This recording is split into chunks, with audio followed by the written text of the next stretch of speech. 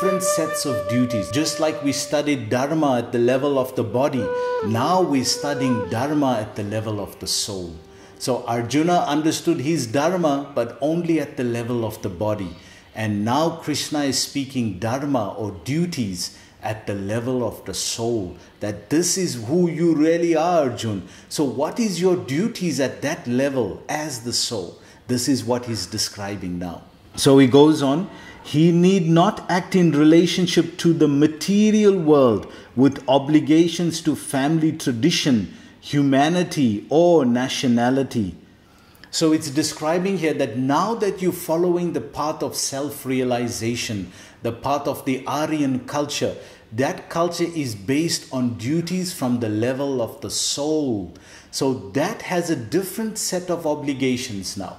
So at the bodily level, you're no longer obliged to carry out all the duties at the bodily level of consciousness. And we discussed this, that Arjuna was concerned about this because he said, if I don't do my duties, I'll get sinful reaction. So at the level of the soul, there is no sin. So we can see at the level of the soul, there is no sin. The sinful reaction is only at the level of the body. So Arjuna was understanding his duties at the level of the body, and Krishna is explaining duties now at the level of the soul. So you can see how deep we've gone. So to understand this, to bring our intelligence to the level of the soul, this is called the Vyavasatmika intelligence or the Vyavasatmika consciousness. So he goes on. Fruitive activities are the engagement of one's reactions from past good or bad deeds. So you can see him explaining this point that yes, you are dharmic, yes, you pray, yes, you're connected spiritually, but it's the bodily level of dharma. Now I'm teaching you, Arjun, the spiritual level of dharma from the level of the soul. Do you know about that one? So he's saying once you tap that dimension, then you don't have the same obligations as on the bodily level. Bodily level has one set of obligations. These obligations now are different. These duties are different. These duties from the soul is a completely different level of understanding. So he goes on. When one is awake in Krishna consciousness, he need no longer endeavor for good results in his activities. So you see, when that awakening happens, when that Vyavasatmika consciousness becomes manifest, then what is the value of good or bad outside, happiness and distress outside? That is all on the level of the body. Now you're experiencing life at the level of the soul. This is a whole different dynamic. It's a whole different level of existence. By conditioned nature, your consciousness is only at the level of the body. But now we've learnt with spiritual knowledge, with the proper knowledge, one can raise one consciousness to live now at the soul level of existence, not the bodily level of existence. And at that level, the experience is absolutely profound. It's not just sensual and sense gratification. It's not dualistic, good and bad. You're simply living in a loving exchange with the Supreme Being, and that Supreme Being is exchanging love with you. That becomes the relationship and the existence of life. That becomes the most powerful experience that a human being can ever have. So we can see how profound our senses have become, and the experience of enjoyment has also become intensified. The bodily level of enjoyment is based on reaction, that you enjoy through the senses and you get a good or bad reaction. The mind level of enjoyment is based on logic and understanding, but the soul level of enjoyment is based on the process. It's based on the connection to the spiritual platform. So therefore the action becomes service and the connection becomes love. Therefore, devotional service.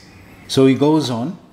When one is situated in Krishna consciousness, all activities are on the absolute platform, for they are no longer subject to dualities like good and bad. So this is the result. Good and bad is only at the level of the body. That is the dualistic experience, the duality of life.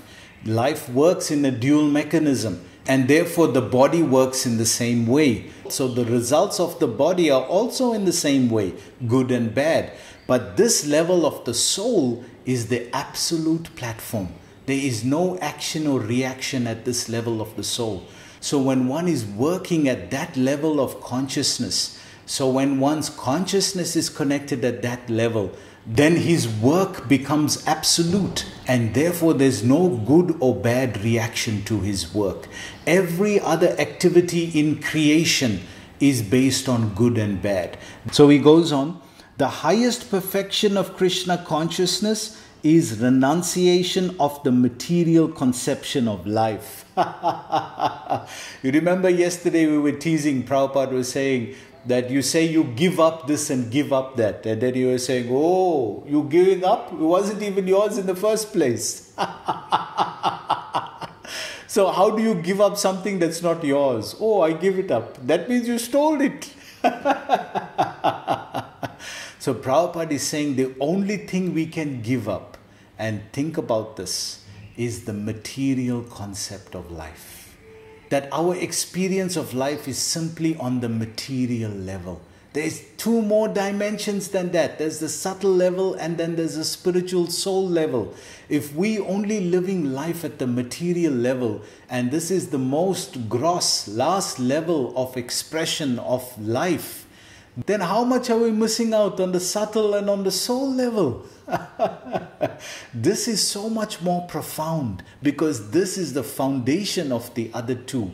So if we live life at the soul level, at the level of the spiritual platform, in that way we'll be connecting to our true nature as the soul, and the reactions from the duality of life out there is not going to affect us anymore.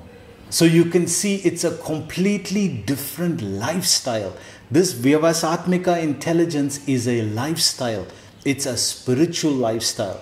We had a material lifestyle, then we raised our consciousness to the mental and intelligent lifestyle, and now we're raising our consciousness to the soul, to the spiritual lifestyle. And that lifestyle as a process is called Krishna consciousness. The process of connecting to the spiritual platform in loving service to the Supreme Being. So he goes on, this state is automatically achieved by progressive Krishna consciousness. Then you must be thinking, then how to achieve this state? This state is a state of consciousness. It's not an external feature. It's a state of being. It's a state of consciousness. If you just change your consciousness, like Prabhupada was saying, from the material concept now to the soul, to the spiritual concept, that's it. It's done after that. Then learn what is the duties at the level of the soul. And if you live your life that way, then that is called Krishna consciousness or God consciousness. So he's describing once one understands how to do this, then gradually one gets more and more realization about himself internally and about life externally. The whole world becomes meaningful to you. So he goes on, the resolute purpose of a person in Krishna consciousness is based on knowledge. So to develop this level of purpose, to develop this resolve, this level of resolute purpose, it's based on knowledge.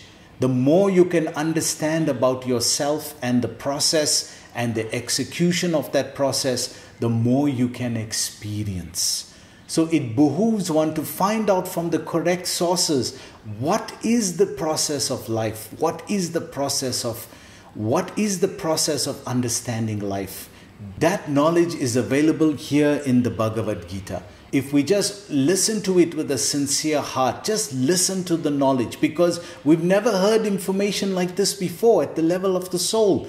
Now we're getting directly from the spiritual platform. The Supreme Being is speaking. So just hear it first to try to understand it. Don't worry. Don't worry if you can't understand just by the first reading. Just keep on hearing it and it will gradually be revealed to you. I'm sure you're finding that already in your life. Just by following these classes, you are seeing that something is different. You're understanding something deeper about yourself and about life through the message of Bhagavad Gita here, isn't it? So just keep on doing that. Well done. Let's go on. Vasudeva sarvam miti sa mahatma sudullabha. So this comes from Bhagavad Gita 7.19. Bahunam janmana ante jnanavam mam prapadyante Vasudeva sarvamiti sa mahatma sudullabha. So Krishna is explaining that after many lifetimes of inquiring like this, one finally in this lifetime comes to the point of what?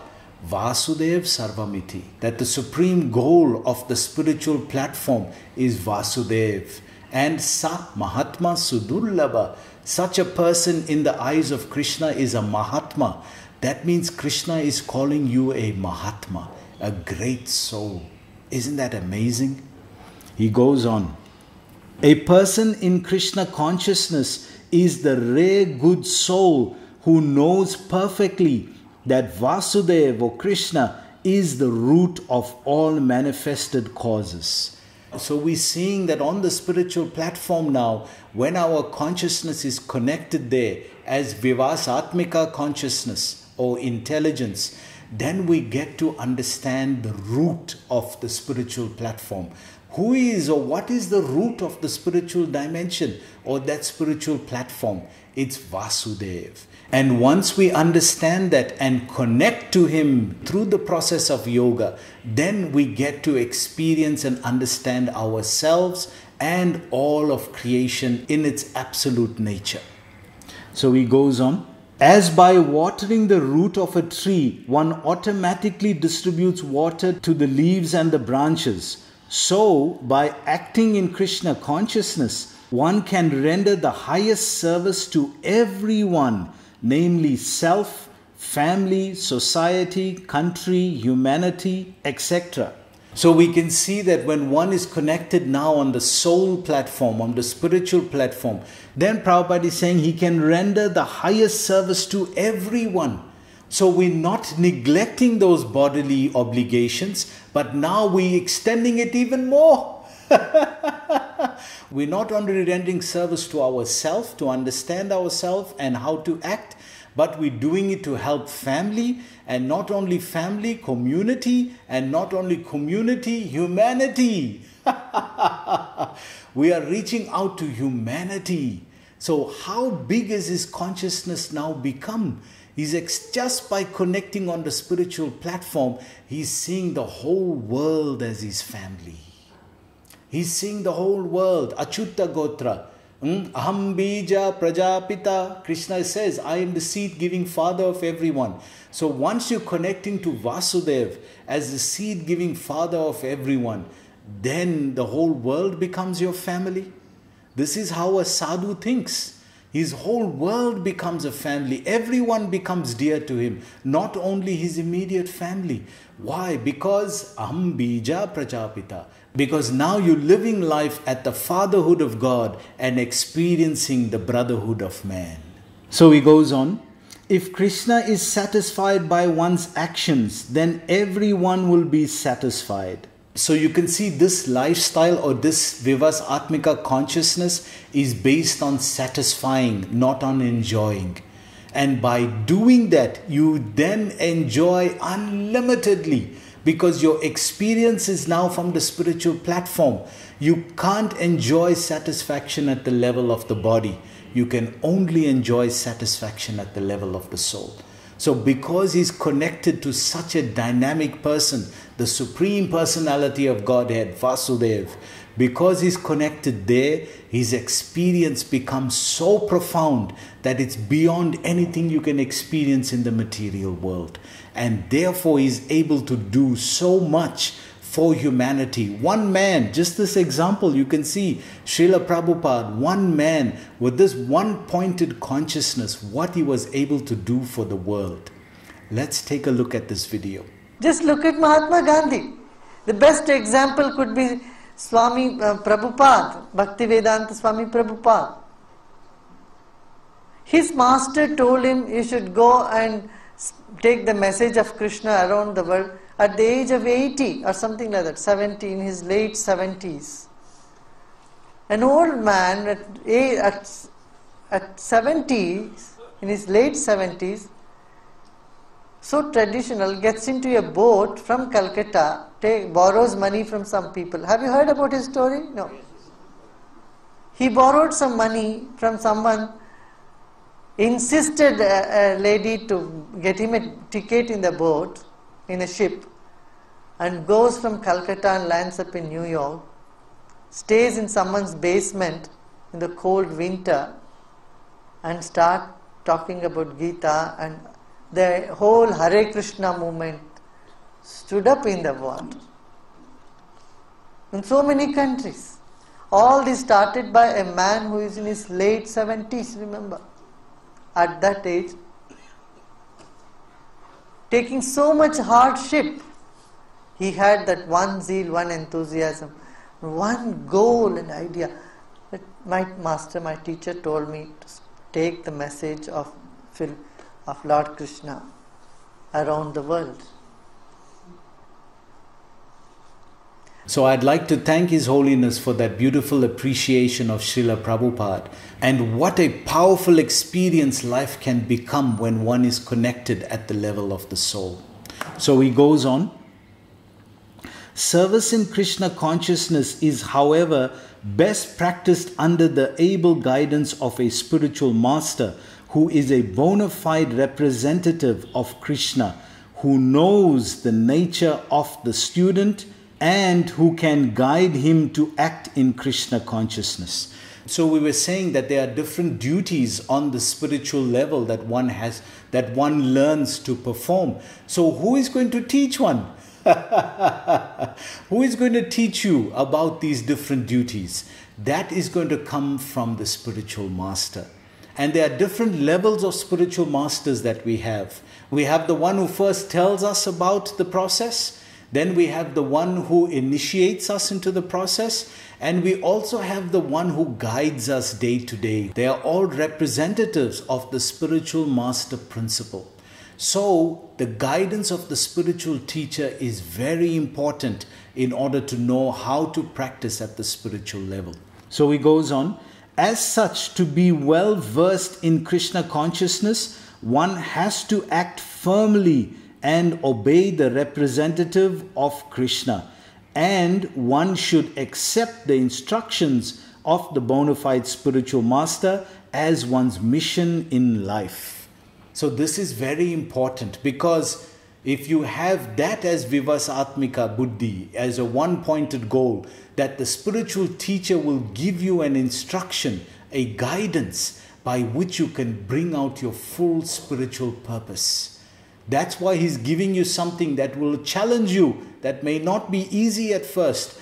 By gradually taking that to heart, one will gradually make one's life perfect. And like we were saying, this is the verse that gave Srila Prabhupada inspiration to have that one-pointed zeal, to go to America at the age of 69 and start the Hare Krishna movement, Krishna consciousness. If you think about it, at 69, you won't even send somebody to the shop alone.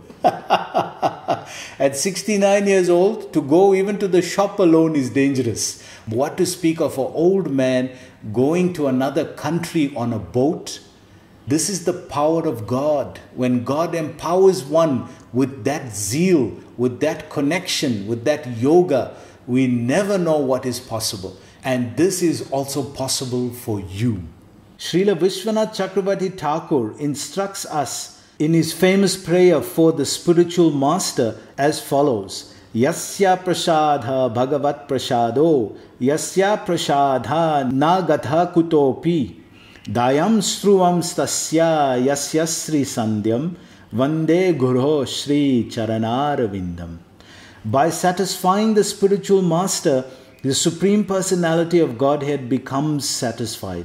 And by not satisfying the spiritual master, there is no chance of being promoted to the plane of Krishna consciousness.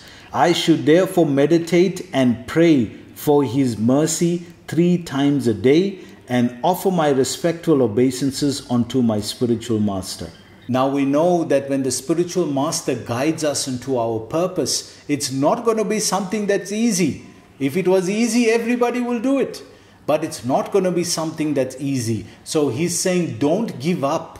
When the spiritual master gives you the guidance, gives you the direction, gives you the encouragement and strength to understand your purpose and then to execute it, be resolved with it. Be resolved with it, because if you reject it, then you're also hampering your spiritual connection as well. He concludes here, the whole process, however, depends on perfect knowledge of the soul beyond the conception of the body, not theoretically, but practically. So you see, it's beyond the bodily consciousness. Everything we're doing right now is level of bodily consciousness. Even our dharma, even our prayers, even our rituals, all of those are simply meant to help us at the bodily level, to get a better job, to get healthy children, to get a better life, to get a better wife. And just think about it practically. All our prayers are designed around that. So it's not wrong, but is it the highest level we can achieve as a human being? This is what he's saying. If you connect that same dharma, don't change any of those desires. Connect that on the soul level, and then if you do all those dharmas, they become perfect. No problem. They will become perfect. So he concludes here, when there is no longer a chance for sense gratification manifested in fruitive activities. You see? So it's not that we don't enjoy senses, but not at the fruitive level, which is, which is the bodily level. We don't enjoy at the bodily level. We enjoy at the soul level. And we do everything. We cook wonderful food. We meet wonderful people. We have wonderful recreation. We have kirtan. We have cooking. We have philosophy. We have music. We have art. We have everything. The Vedas are full of all of that recreation. But now we're doing all of that at the level of the soul. So our experience of enjoyment is intensified so much more than at the level of the body. One who is not firmly fixed in mind is diverted by various types of fruitive acts. So he's saying be careful, because fruitive acts are very tantalizing. It's like the carrot in front of the nose. You see it right here, but you can never reach it. So he's saying be careful of the fruitive acts, but do it from the spiritual platform. You want to enjoy music, enjoy spiritual music. You want to enjoy cooking, enjoy spiritual food. You want to enjoy art, enjoy spiritual art. You want to enjoy recreation, enjoy spiritual recreation. Connect everything on the spiritual platform. That becomes yoga, and that will make you invincible.